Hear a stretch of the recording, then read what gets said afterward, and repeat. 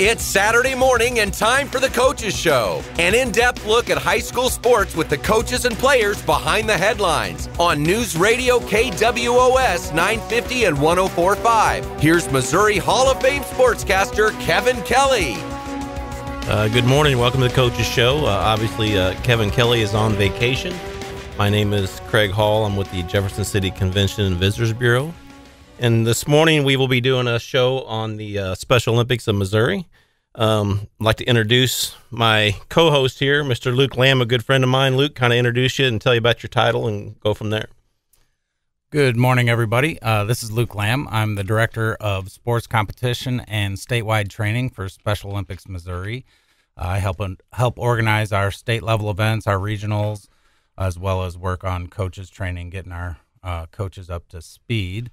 I'd also like to introduce one of my coworkers, Susan Schaefer. Susan, do you want to introduce yourself and our other guest?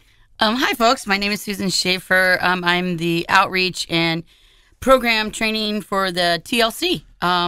We got a guest today. We'll talk a little bit about her more, but Libby, how did I forget that? Abby Bax here in Jeff City, one of our Special Olympic athletes, and she just got back from a great trip, and we'll talk about that a little later in our show.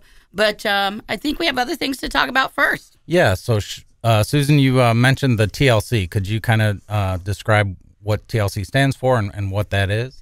Well, several years ago, actually 15 years ago, we did a behind the scenes of trying to figure out a building that Special Olympics could have and provide sports and training place for people with disabilities can go.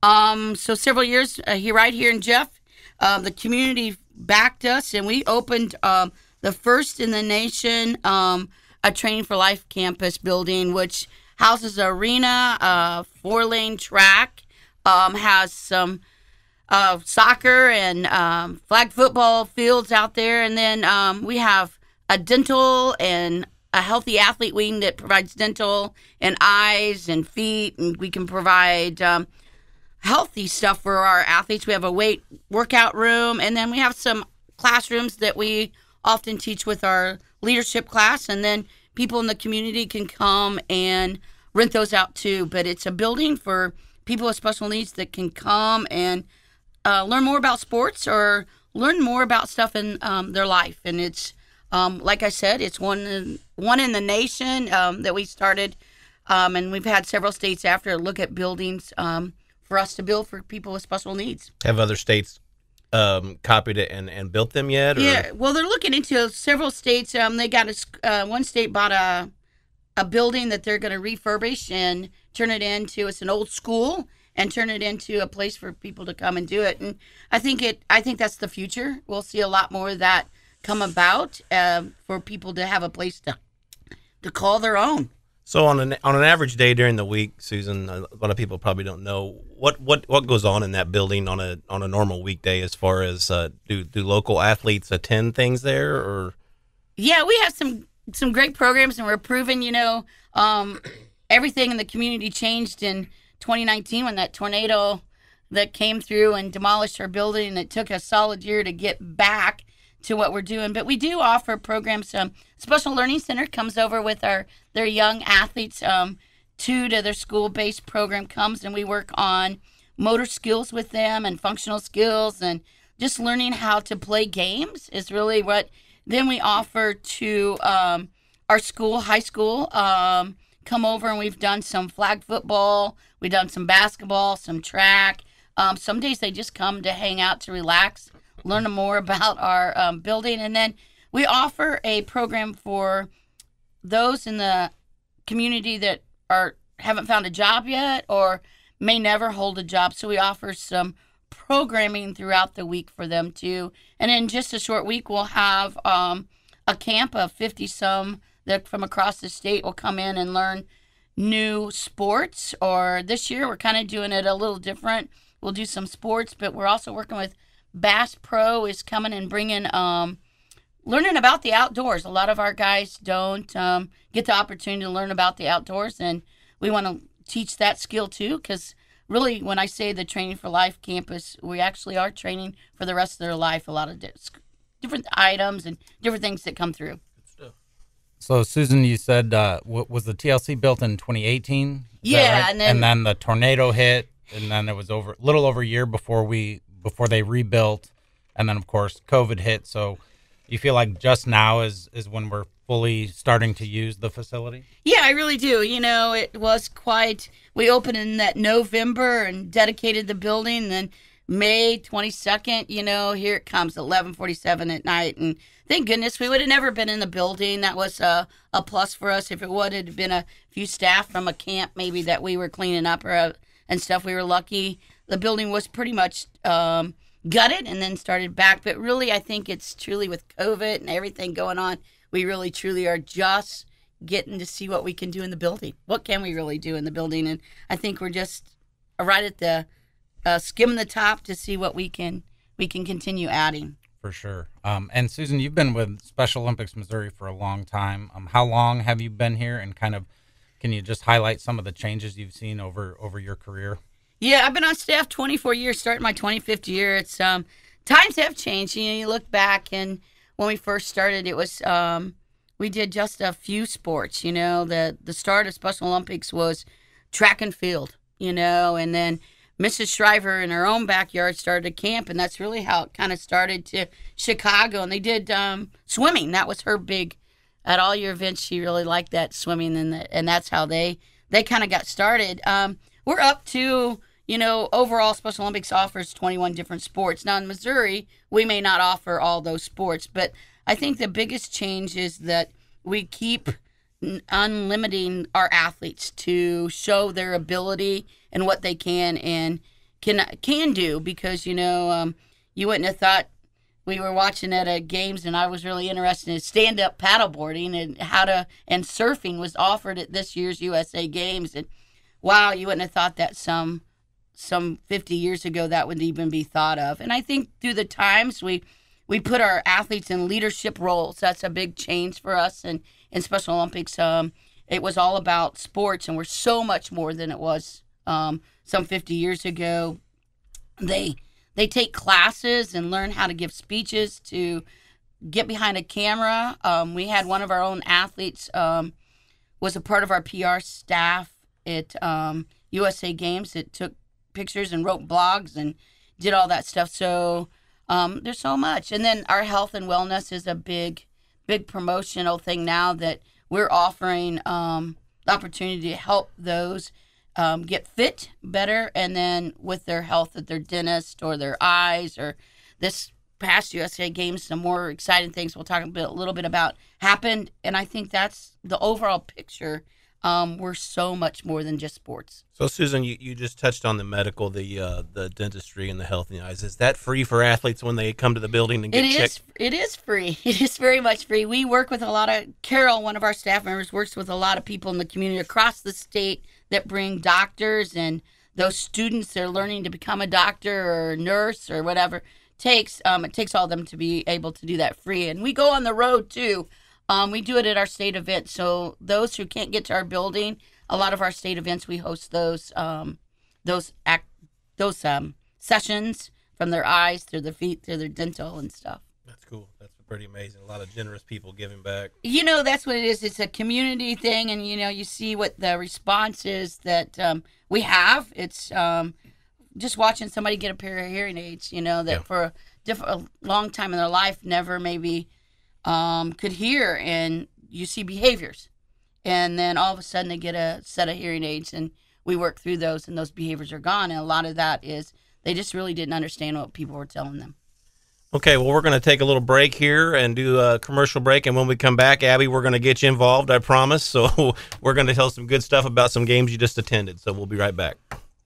Welcome back to the Coaches Show. Kevin Kelly is on vacation. My name is Luke Lamb. I'm with Special Olympics Missouri, here with my co-host. Well, he's less of a co-host. He's more my assistant, Craig Hall from the Jefferson City Convention and Visitors Bureau. And we're talking about Special Olympics Missouri today. We have Susan Schaefer on, and a special guest, Abby Bax, one of our athletes. And Susan, we just got back from for me, what was a trip of a lifetime. We were down in Orlando for Special Olympics USA Games. And do you just want to talk on that a little bit? I sure will. Every 4 years, the USA has a national games, and actually they call it the USA Games now. It started. This was my 5th one, which was phenomenal. Each one of them is different. We've been from Iowa to this year was Orlando, Florida. We took a team of 126 of us from across the state of Missouri. We participate in 9 different sports. From flag football, we took 2 unified teams, and that means is some non-Special Olympic athletes play on the same team, which is your level of competition goes up a little when you start playing. And then we took golf. We took a couple teams of alternate shot, which is cool. We got to see some fathers and sons playing on the same golf course, playing 18 holes. And then we took swimming and track, your traditional things, and then bowling and bocce. So it was an incredible week, long, but a year of practice and training and all the good stuff. And we had some exciting moments in Orlando, Florida. That's all I can really. It was just some exciting moments. So, quick question, and I've been talking to Luke about this because the whole process intrigues me, and he was talking about the unified sports. Can you kind of explain that a little bit? Yeah, so Special Olympics wanted to provide and start with inclusion several years ago. I've been involved actually 20-some plus years in unified sports. Gives the opportunity to include our athletes in the community or on a sporting event where the high school all the way down to adults, that the non-Special Olympics. So Abby and maybe her good friend at school can play on the same team. Okay. So, for example, in the last week, just before we headed out to Orlando, Abby was actually over at our Training for Life campus with Jeff City High School. She had a partner, and they actually ran track together. So what they do is, I believe Abby ran the 100, and her partner ran along with her, and then they get awarded together. Okay. So on basketball teams, you can do the same. So we have a lot of school-based programs that want inclusion in their school. So they start unified sports where they play on the same team. It may be 3 and 2, could be 4 and 1. You never more of our unified partners than that. And just watch we talked to a school that, bullying and name calling and stuff is strong, and then they start a unified program, and you see that go away, and then they're eating lunch together, or they're going on trips together. So, which is kind of cool to watch. Yeah. The unified track meet at our TLC here in Jeff City was super fun. It was just awesome to watch. And Abby, you participated in that, and was the video you were in, was that a send-off for that event where you went a little viral? About over 3 million people saw that video, right? 3 million. Wow. Is that right? Yeah. So they did. Abby got in a couple videos, and one of those was we announced that she was going to USA Games, and her school congratulated her, and she was part of the pep assembly. Then all of a sudden, the following week, what took place, Abby? Can you tell us what happened? Okay, so I was coming out, and I was dancing and dancing, and it went viral, so... We can't even get 3.1 million, Luke. That's right. Well, we don't have as good a dance moves as Abby does. Maybe that's the key. Maybe that is. That's what they tell me. It's got to be those first section of the video, and it went viral, 3.17. They followed her. It was really awesome to see that take place. So, Abby, you participated in swimming. I know you do other sports, but did you have to try out for USA Games? I sure did. We did a sports camp where we had to go for a week and try out. Amy and Stanley was my coach, and they kind of backstroke swimming, freestyle. We trained for a lot because... So... It's just a long week of us seeing what they can do and what events Abby could be a part of. So, and then we look at, can they stay away from home? When we talk about USA Games, it's really like the Olympics. And they are up. Abby, what time did you get up every morning while we were there? 5 o'clock. And she surely enjoyed that with the big smiles. And then we went to bed about 10 o'clock, or it depends on, they got to see some sights while we were there too. But those, and we put that through the tests so we can see how everybody adjusted those. So Abby, I watched the opening ceremonies on TV. I believe it was ABC, wasn't it? Yeah. So what was it like walking in that stadium with everybody cheering and with your teammates? What was that like? I was like so excited.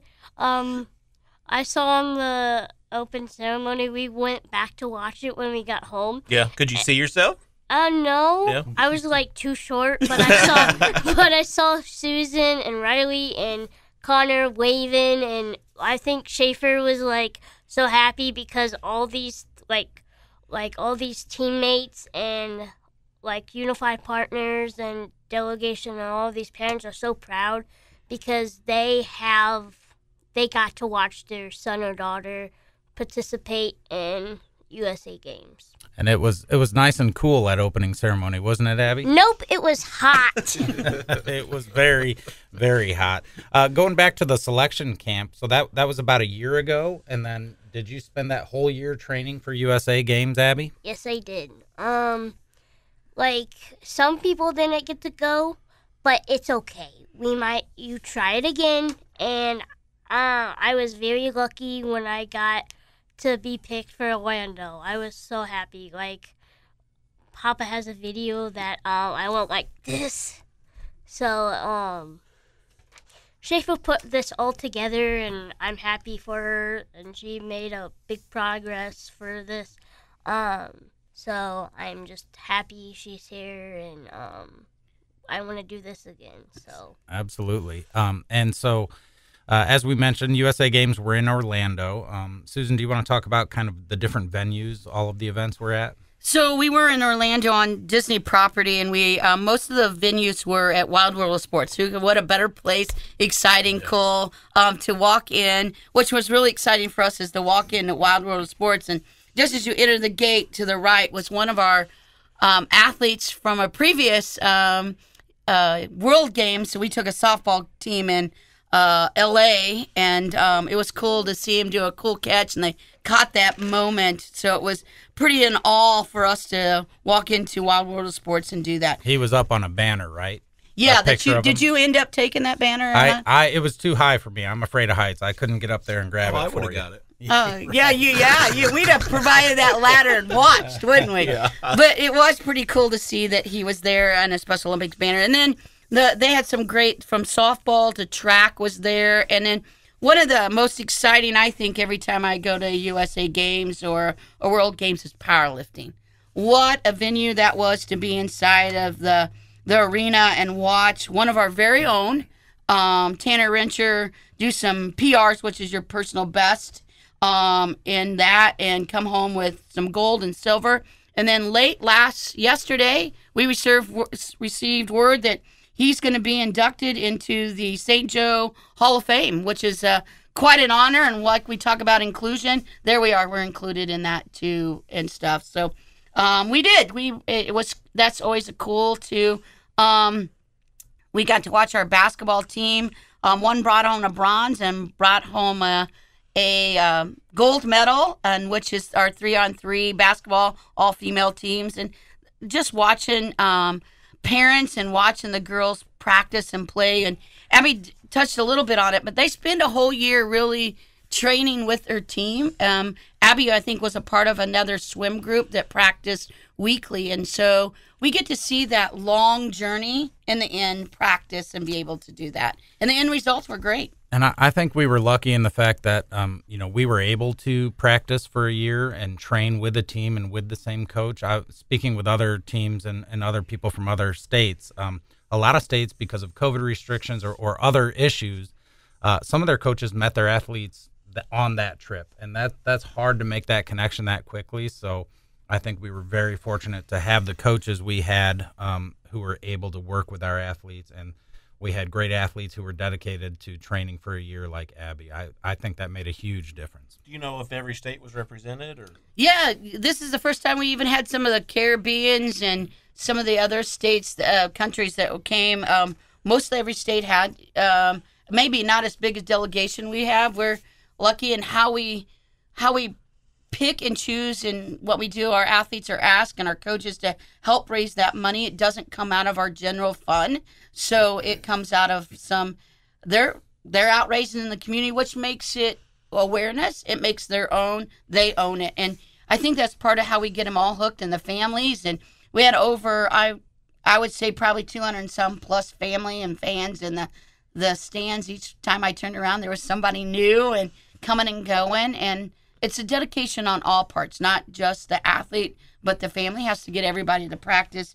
And I couldn't thank the great coaches we even had that put in that year to make it all and the end result work. So the fundraising for an event like that, you say it's every 4 years. Does it start immediately now for the next 4 years? A little bit, but really once they get announced, so like we have it in June, they're announced in July, and the fundraising starts. So within a year, we raised over $400 and some odd $1,000. And that pays for our trips from going flights to trainings to uniforms to the lodging to the meals, whatever we can provide for them to be successful and to be able to have a great time and feel they're a part of it. And so Abby and I were lucky to fly, which was really cool. Abby, can you tell a little bit about how we got out to the games? Yeah, so we just did a private jet, which is really cool. Where'd we fly out of? Columbia. Columbia is where we did fly out. Textron, which is out of Wichita, Kansas. Every 4 years they try to, it's been a while, to get private jets to fly your whole team. Well, we weren't as lucky, but there were 22 of us that flew on a private jet. How was that experience, Abby? It was pretty cool. I was a little nervous. It's been a while since I rode a plane because I usually ride with Nana Papa. I don't like to take long car rides. So. Yeah. So I like doing that. There were snacks, drinks, like all of it. It was fun. And who got to see Peyton Manning was one of our bigger sponsors for that. And so some of our athletes got to see him and take some pictures when we arrived in Orlando, Florida. So Abby, you got to meet Peyton Manning? Yes, I did. He's kind of a big deal. I know he is. Almost as big as Luke here. You think? Maybe a little bit bigger deal. What do you think? Well, I flew Southwest on a very crowded plane, so I'm a little bit jealous of you two. But once we got there, it was an amazing, amazing experience.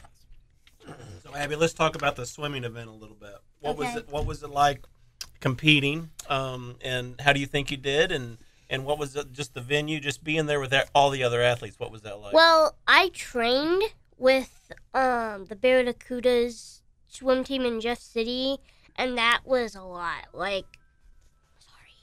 You're all right. You know, those cell phones, there's another thing that we'd never realized. Was that your nap time, reminding you to take your nap? It was Papa. Okay, so I trained, for Barracudas. It was fun. I love all the coaches, and basically I loved all the coaches because they were part of us, in charge of us. And then when I got home, my parents and Dad. So, Abby, when we were at the venue, where did you swim at while we were out in Orlando? Do you remember? Rosen Aquatics. It's known as one of their highly, they do a lot of training with Olympic style, and they was one really nice, small pool, smaller than but very crowded. Mm-hmm. So, Abby, what did you swim while you were out there? The 25 backstroke, the 50 freestyle, and the 4x50 relay. So when you were at the pool, was Mom and Dad there? Yeah, every day. And there was lots of cheering, right? Yes. Then they hold the big signs, and I can see them. You could see them, and that was your face, right? Yeah. Yeah, we got to see your face. So, Abby, in your 25 free, what did you medal? Yeah. You did, and what did you get? Bronze or silver? I can't remember. You can't remember because you got so many? Yeah. That's a good problem to have. That is a good problem. And you know what?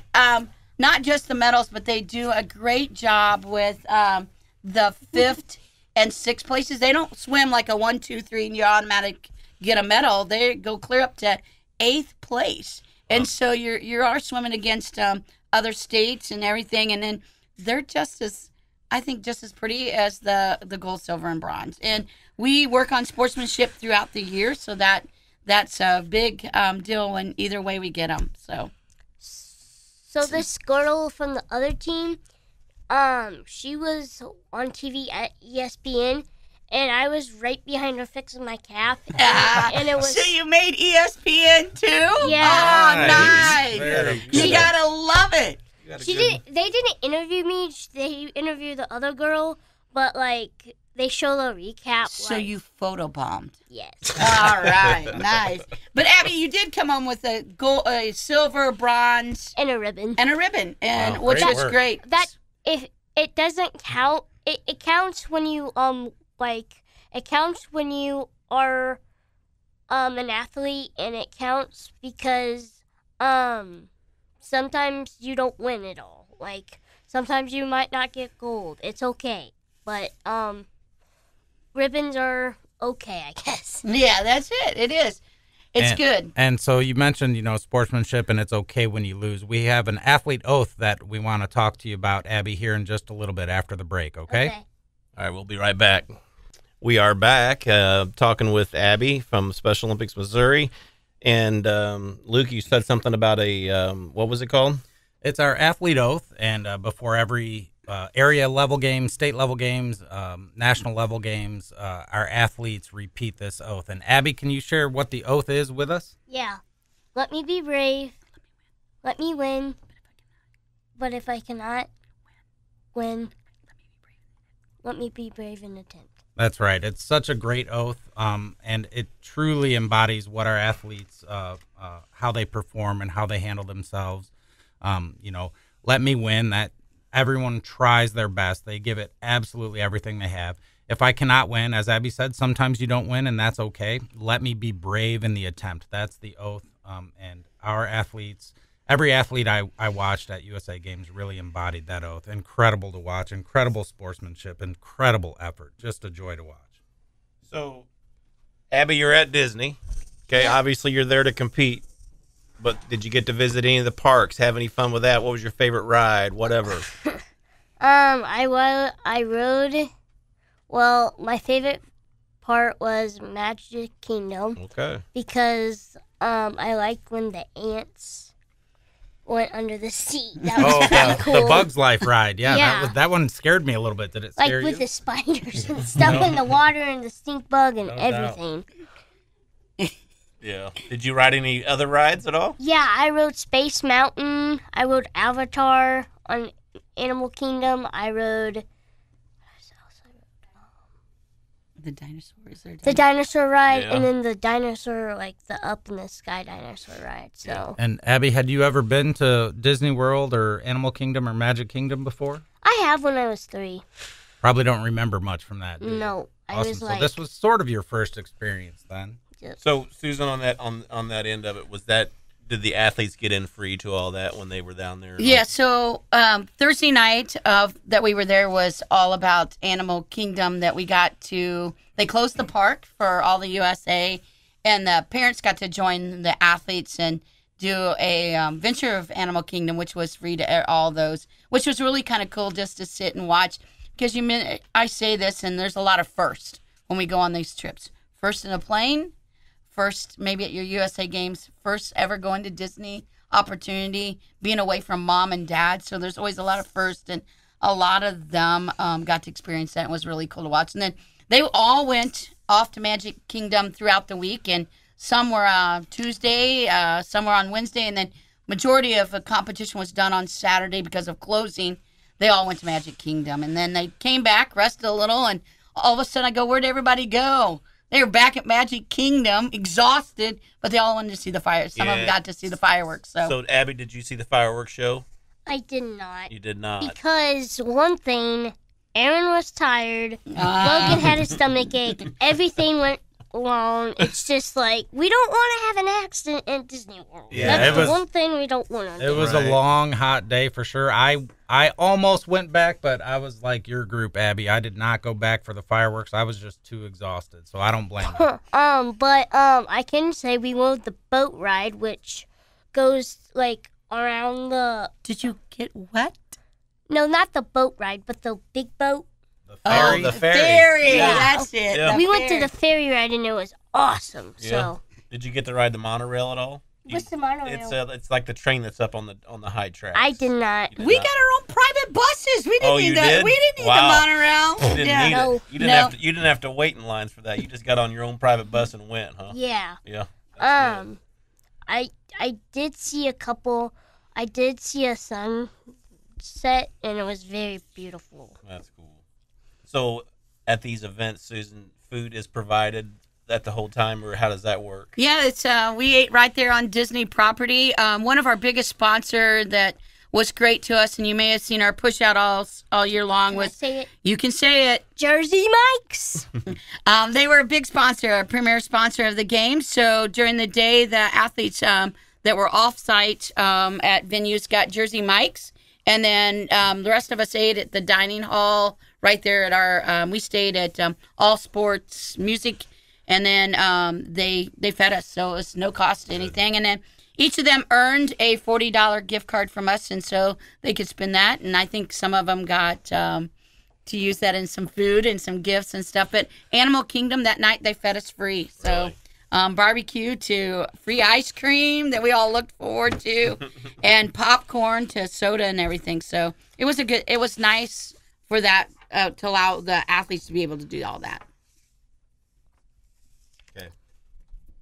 All right, guys, we're going to take a quick break, and then when we come back, we're going to chat with Abby and Susan and Craig here about our upcoming outdoor games happening here in Jefferson City. We'll be back.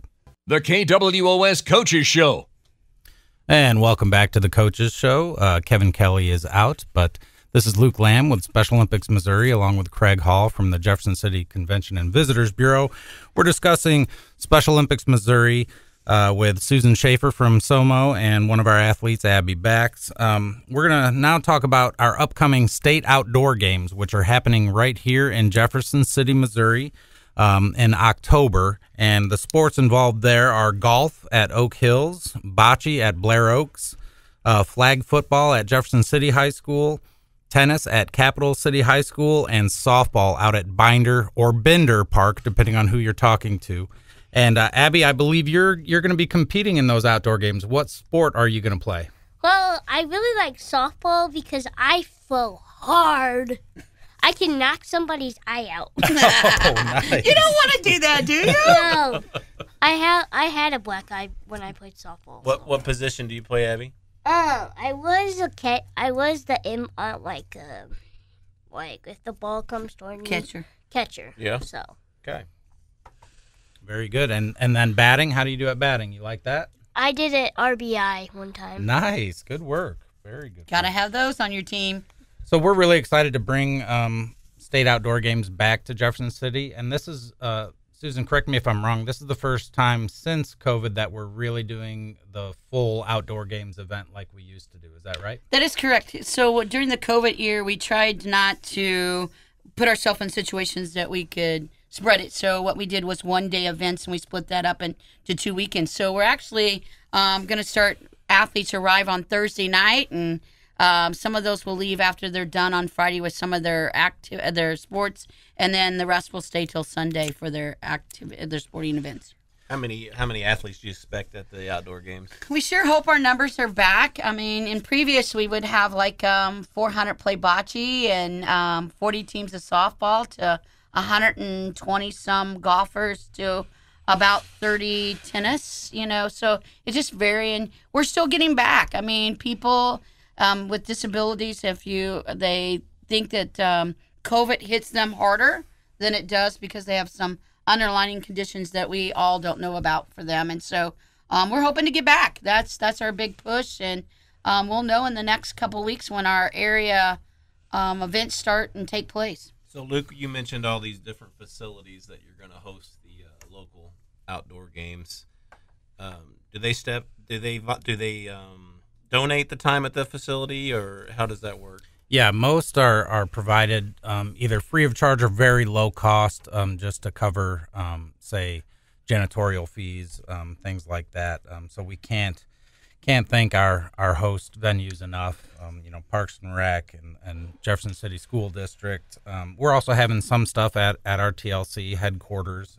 So Friday, competition starts with golf, bocce, and tennis. Then Saturday all day is softball. Friday night's our opening ceremony out at Binder/Bender. Why is it called Bender?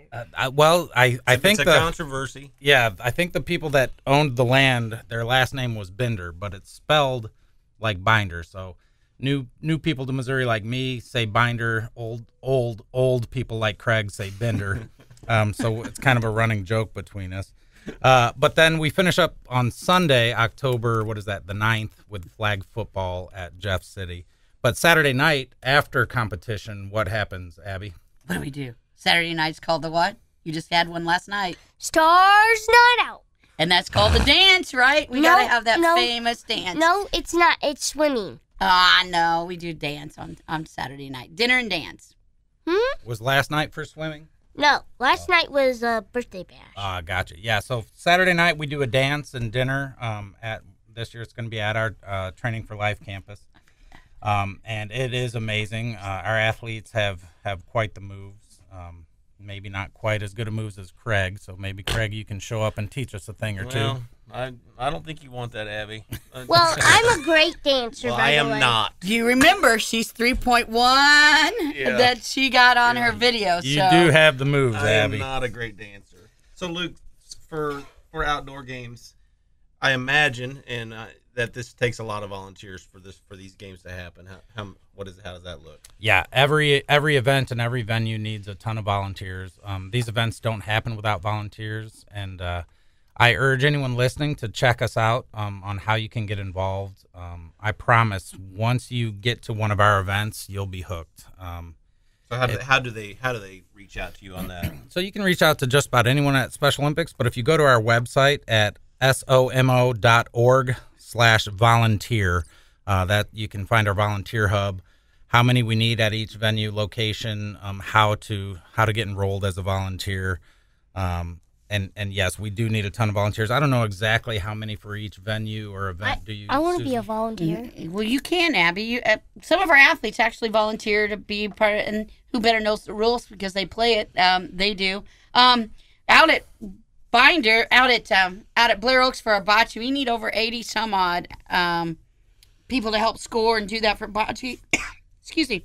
But a lot of our students around Jeff City come out, and then at golf, you always need drivers. Our guys are not allowed to drive golf carts, so we always need drivers, and we have individual skills, so we're always looking for people just to help. So it varies at each of those locations and stuff. Sometimes it's just to come out and cheer them on. Fans in the stands. That's, sometimes we just need that too, to come out and enjoy watching. If you're into softball, there's always ends up being some great softball games. Or even if you're into don't know much about bocce, it's a great come out and learn how to do that, and then maybe in the future you're one of those coaches or unified partners. Absolutely, and I gotta say, bocce is way more fun to watch than I thought it would be. There are some intensely competitive games, and it's super fun. And as Schaefer said, I think we're going to be running 28 bocce courts out at Blair Oaks, so we do need a lot of volunteers there. And once you volunteer or spectate at one of our events, you're going to be hooked. We're always in need of coaches. If you go to somo.org/coach, you can find out more information on how to be a coach there as well. And if you're interested in getting an athlete involved, you can go to our website as well, and that's somo.org/compete. So we're always looking to expand what we offer, get more athletes involved, get more coaches and volunteers involved. Hold on. Yeah. If you're watching this, if you're listening to the Papa, you might want to be a volunteer, just so you know. There you go. You just got called out.